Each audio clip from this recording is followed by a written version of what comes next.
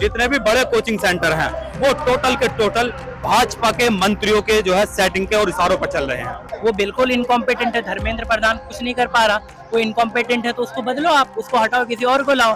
हो सकता है कि वो भी कुछ न कर पाए तो उसको भी हटाया जाएगा, उसके लिए भी प्रोटेस्ट किया जाएगा, उसके लिए भी आवाजें उठी जाएगी। और सर चलिए ठीक है, सॉरी बोल दिया। अभी री नीट एग्जाम का अभी आया है, उसमें एक बच्चे का अबू धाबी सेंटर पड़ा है। सर अब बताइए, ये मजाक की बात है? वो बच्चा अबू धाबी कहाँ से जाएगा? आप कहते हैं कि सिस्टम में ग्लिच है, ये गलती आपकी है ना सर। हमारी मौजूदगी बर्बाद नहीं जा रही है। हमारे इतिहास के पन्नों को पलट के देखोगे, बहुत सारी चीजें सरकार ने हमें थाली में परोस कर नहीं दी है, जनता ने लड़के। क्या सुधार है मुझे बताइए आप लोग। देखिए मैं आपको बताना चाहता हूँ कि 2024 में भी नीट का एग्जाम लीक हुआ था। उस समय भी सरकारों ने जो है बड़े बड़े दावे और वादे करे थे कि आज के बाद जो है दोबारा हम पूरी पारदर्शिता के साथ जो है एग्जाम कराएंगे और जो है कभी पेपर लीक नहीं होने देंगे। लेकिन 2 साल बाद ही जैसे 2026 लगता है नीट का एग्जाम पेपर जो है आते हैं, तुरंत जो है पेपर जो है 2 साल बाद फिर लीक हो जाता है। तो कहीं ना कहीं उस समय 2024 में अगर भारत सरकार, हमारी प्रधानमंत्री मोदी जी, मौजूदा शिक्षा मंत्री जो बेशरम शिक्षा मंत्री जो बैठे हुए हैं धर्मेंद्र प्रधानमंत्री, अगर उस समय इस्तीफा देते थे शायद आज ये नौबत नहीं आती। लेकिन जो आज के हालात हैं वो इस कदर हावी हो चुके हैं कि नफरत की राजनीति इतनी हावी कर चुके हैं, धर्म की राजनीति इतनी हावी कर चुके हैं, तो उसमें बेरोजगारी को छुपा दिया गया है, बढ़ती महंगाई को छुपा दिया गया है, किसानों की जो है मूल्य जो फसलों का है उसको छुपा दिया गया है। विदेश नीति आज हमारी पूरी तरीके से कमजोर हो चुकी है। देखिए, हम लोग यहाँ पे एक युवा जो यूथ इकट्ठा हुआ है, उनकी एक आवाज है जो दिखा रहे हैं कि पेपर लीक तो नहीं होना चाहिए। हमारी भी कुछ डिमांड है कि पेपर लीक तो उनका होता है जो पेपर देने पहुंच पाते हैं और पेपर देने के लिए एलिजिबल हो पाता है। यहाँ पे हमारे देश के करोड़ों अरबों युवा और स्टूडेंट ऐसे हैं जो 12वीं तक पास नहीं कर पा रहे हैं, उनके तो सपने वही खत्म कर दिए जाते हैं। कई सारे भारत में स्कूल बंद किए गए हैं, हरियाणा राज्य में बंद किए गए हैं, उत्तर प्रदेश में कई किए गए हैं। हमारी डिमांड ये भी है कि सरकारी स्कूल में जिस तरीके की व्यवस्थाएं हैं, सरकार तो 2 मिनट में कह देती है स्कूल में बच्चे ही नहीं आ रहे पढ़ने के लिए। उनका रीजन भी तो जाने सरकार की, क्यों नहीं पहुंच पा रहे हैं, या कम बच्चे आ रहे हैं इसलिए बंद कर दिया, या एक स्कूल को दूसरे स्कूल से कंबाइन कर दिया। हमारी डिमांड ये कि आप अगर उन स्कूलों में टीचर ही नहीं भर्ती करोगे, उन स्कूलों में कुछ इस तरीके के अध्यापकों की नियुक्ति नहीं करोगे, तो स्कूलों में बच्चे कैसे जाएंगे? पढ़ाने वाला शिक्षक ही नहीं है। एक अध्याय पे मतलब 2 अध्याय पे एक टीचर है। मेरे खुद की स्कूल में साइंस नहीं आया अभी तक। इतनी बड़ी बात है, दिल्ली जैसे राज्य में सरकारी स्कूल में साइंस नहीं है। किसी का मन है अगर साइंस करने का, कॉमर्स करने का, उनके पूरे टीचर अवेलेबल नहीं है। पूरा सिस्टम ही रिग्ड है भाई। आप देखो 2024 में नीट का पेपर लीक हुआ, 25 में भी बहुत छोटे स्केल पे हुआ लेकिन हुआ, 26 में इतने बड़े मास स्केल पे पेपर लीक हुआ। और सिर्फ नीट नहीं, इसके अलावा भी 70-75 पेपर लीक हुए पिछले 10-12 सालों में। तो इसकी अकाउंटेबिलिटी तो ले नहीं रही सरकार। अब हम सवाल भी नहीं उठाए, प्रोटेस्ट भी ना करें, वो तो करेंगे ही ना। अरे बीजेपी वाले ये आरोप लगा रही है प्रोटेस्ट कम लग रहा, प्रोपेगेंडा ज्यादा लग रहा है। क्या प्रोपेगेंडा लग रहा है इसमें? बताए बीजेपी फंडिंग हो रही है, कहाँ से फंडिंग हो रही है? ये जो लोग वहाँ पे जूस दे रहे हैं वो अपने पैसे से दे रहे हैं। बहुत लोग जो पोस्टर्स लाए हैं उनको किसी ने फंड नहीं करा, उन्होंने खुद बनाए हैं। वो ये जो कोई बैजेस ला रहा है, ये जो कुछ कॉकरोच जनता पार्टी के कुछ लोग बैजेस ला रहे हैं, पोस्टर्स ला रहे हैं, ये सब वो खुद ला रहे हैं। कोई फंड नहीं कर रहा किसी को। फंडिंग अगर कर रहा है तो सोर्स दिखाए फंडिंग कर रही है अगर कहीं से। तो क्या लग रहा है आप लोग इस्तीफे की मांग कर रहे हैं, सिस्टम में कुछ सुधार आएगा क्या? देखो भाई, इस्तीफा सोल्यूशन है क्या इस चीज का? नहीं, इस्तीफा पहला स्टेप तो वही है। वो बिल्कुल इनकॉम्पिटेंट है। धर्मेंद्र प्रधान कुछ नहीं कर पा रहा, वो इनकॉम्पिटेंट है तो उसको बदलो, आप उसको हटाओ, किसी और को लाओ।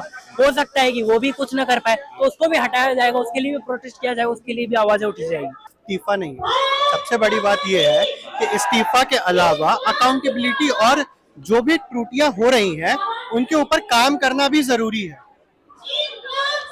उनके ऊपर काम करना भी जरूरी है। आप बताइए कि ये इस्तीफा की मांग सिर्फ इसलिए नहीं है कि एक आदमी इस्तीफा देगा दूसरा आ जाएगा। इस्तीफा की मांग इसलिए है कि आदमी रिस्पॉन्सिबिलिटी ले, हमें पता लगे कि अगर कोई गलती कर रहा है तो उसे सजा मिल रही है सरकार में। सर हम लोग यहाँ पे बेवकूफ नहीं है जो इतनी धूप में खड़े हुए हैं। आज अगर किसी के घर में चोरी होती है और वो ताला खुला रखता है तो उसकी अकाउंटेबिलिटी है। आप अपने घर का पहले ताला लॉक रखिए ना। अगर आपका खुद का ताला लॉक नहीं है तो कहाँ से फिर चोरी होगी? तो आज मिनिस्ट्री में गलती हुई है, एजुकेशन डिपार्टमेंट में गलती हुई है, इसलिए हम लोग एजुकेशन डिपार्टमेंट और एजुकेशन मिनिस्टर से रिस्पॉन्सिबिलिटीज मांग रहे हैं। अकाउंटेबिलिटी मांग रहे हैं। हमारी मौजूदगी बर्बाद नहीं जा रही है। हमारे इतिहास के पन्नों को पलट के देखोगे, बहुत सारी चीजें सरकार ने हमें थाली में परोस कर नहीं दी है। जनता ने लड़के, क्या सुधार है मुझे बताइए आप लोग। जनता ने औरतों को पढ़ने का अधिकार नहीं था। सावित्रीबाई फूले महाराष्ट्र जैसे राज्य में पहला महिला स्कूल खोलती हैं, पहली महिला शिक्षिका रहती हैं। उनकी बदौलत आज हम कॉलेज स्कूल में पढ़ पा रहे हैं। औरतों को कहा जाता था कि अगर वो पढ़ेंगी तो उनके पति की मृत्यु हो जाएगी। इस तरीके के कानून बनाने पर औरतें मान भी जाती थी। उस बात से, उस कानून को तोड़ते हुए औरतें बाहर निकले। अगर औरतों का आंदोलन नहीं होता तो वो बाहर नहीं आती। औरतों को वोट देने का अधिकार नहीं था। क्लारा जेटकिन ना होती तो वोट देने का राइट नहीं होता। सती प्रथा, दहेज प्रथा, बहुत सारी प्रथाओं का लड़ाई लड़ी है, तब जाके इन प्रथाओं को सरकार ने नहीं बोला है कि चलो हमें तैयार है, इस औरत पे ये सती हो गई है इसलिए सती प्रथा खत्म कर देनी चाहिए। ऐसा नहीं है। औरतों ने महसूस किया है, क्यों वो जान अपनी गवाए। उसकी जिंदगी में कोई और उद्देश्य नहीं है क्या? पति मर जाए वही एक उद्देश्य है क्या? उसकी जिंदगी में और नौकरी, पढ़ाई लिखाई, उनके बच्चे, उनकी जिंदगी नहीं है क्या? उनको मार ही देना क्यों? एक ही जिंदगी रह जाती है। इन सब चीजों से लड़के औरतें बाहर आई हैं। काम के घंटों को 8 घंटे का कानूनी अधिकार करने में भी महिलाओं का बहुत बड़ा योगदान हुआ है।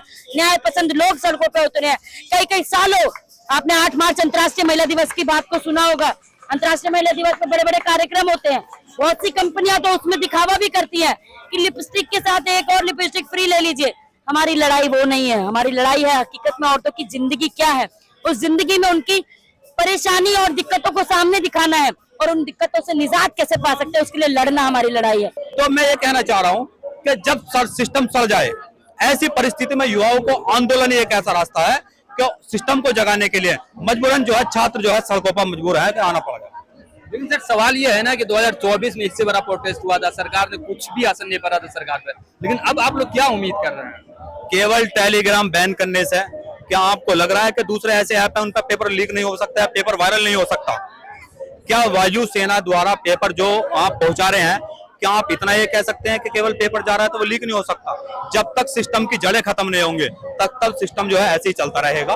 और सिस्टम की जड़ें तब खत्म होंगी कि राजस्थान कोटा में कोचिंग सेंटर हो, या जयपुर के अंदर हो, या आपको बता दूं दिल्ली के अंदर हो, जितने भी बड़े कोचिंग सेंटर हैं वो टोटल के टोटल भाजपा के मंत्रियों के जो है सेटिंग के और इशारों पर चल रहे हैं। और मैं आपको बता दूं पेपर लीक की वजह क्या है। पेपर लीक वजह यह है कि इनके जो बड़े कोचिंग सेंटर हैं, केवल हमारे कोचिंग सेंटर का नाम या हमारे कोचिंग सेंटर का जो बच्चा सबसे टॉपर पूरे देश में आना चाहिए, इसी वजह से जो है भाजपा के ही आदमी जो है पेपर को जो है उन्होंने कई लाख रुपए में 25-25, 30-40 लाख रुपए में कोचिंग सेंटरों को बेचते हैं। लेकिन अभी जो बंदा हमारे सामने है जिससे काम नहीं समझ रहा, वो अपने काम में बिल्कुल इनकॉम्पिटेंट है।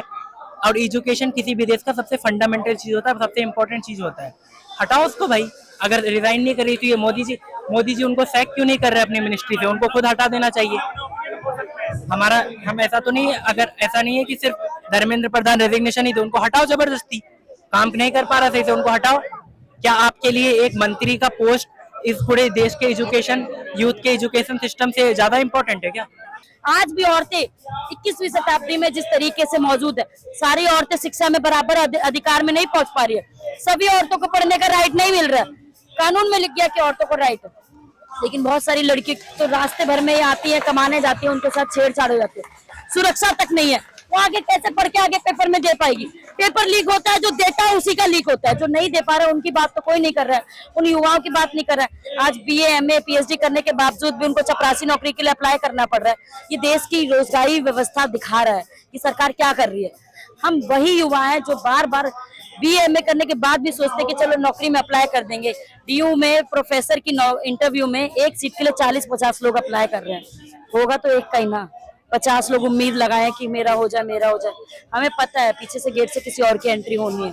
जिस तरीके से यूनिवर्सिटी का रंग बदला जा रहा है, जिस तरीके से शिक्षा को बेचा जा रहा है, वो चीजें हमें पता है। लेकिन मोदी जी कहते हैं मेलोडी खाओ सब ठीक हो जाएगा।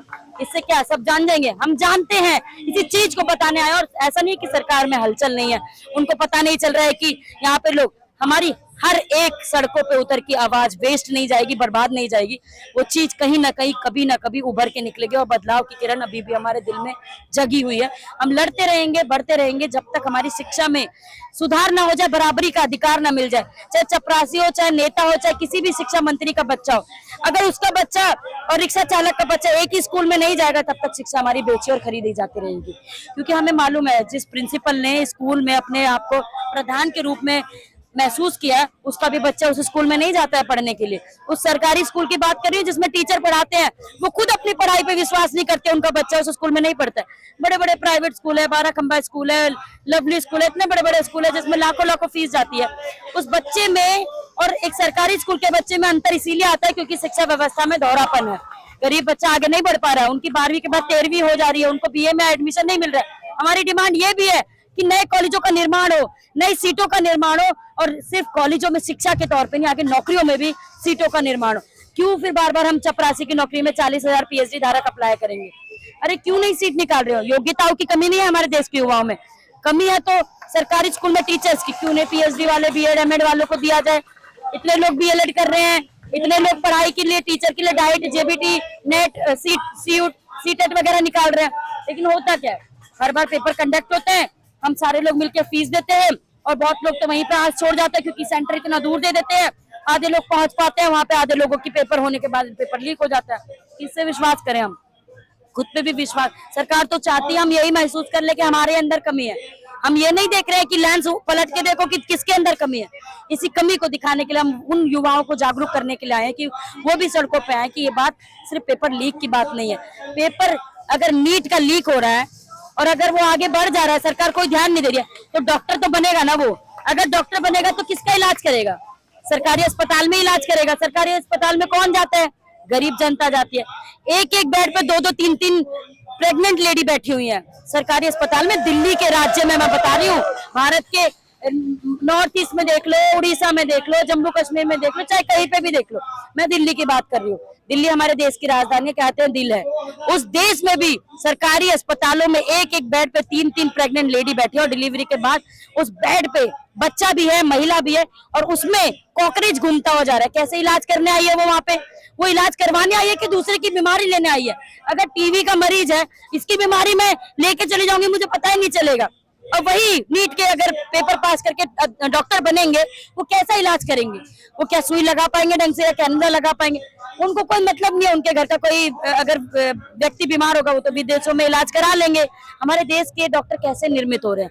हमारे देश के अगर किसी टीचिंग लाइन में पेपर लीक होता है तो अध्यापक कैसे निर्मित होंगे, कैसे पढ़ाएंगे? क्योंकि उनको पता है कि ये 2 तरीके की व्यवस्था है, एक अमीरों की, एक गरीबों की। टीचर सोचेगी मेरा क्या जा रहा है, मेरा बच्चा थोड़ी ना यहाँ पे आ रहा है पढ़ने के लिए, मेरा बच्चा तो प्राइवेट स्कूल में जा रहा है, बड़े बड़े जिसमें फीस दी जा रही है। अब वो लाखों रुपए दे रहा है तो ऐसे तो नहीं दे रहा है। वो उम्मीद कर रहा है कि मेरा बच्चा 99 से ऊपर लाए, 100 लाए, अच्छे से कॉलेज में एडमिशन हो। गरीबों की मार पे मार कब तक होती रहेगी? इन सब की बात, हमारी बात, और ये सब हमारे युवाओं से जुड़ी हुई बात है। इसी बात को रखने के लिए हम यहाँ पे इकट्ठा हुए हैं।